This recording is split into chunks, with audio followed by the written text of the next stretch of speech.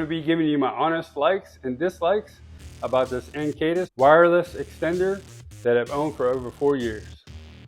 Now let's go have a closer look. Since I have mobile hotspot, I needed more expansion to other rooms in my place. It connects to my Roku and Fire Stick using dual band wireless network. It's reliable and automatically reconnects to the network if the power is re-established from the power outage. The network speed is slower on slower network. The slightly slower speed on a faster network is hardly ever noticed. When the 3 lights appear on the device, a successful network is automatically established.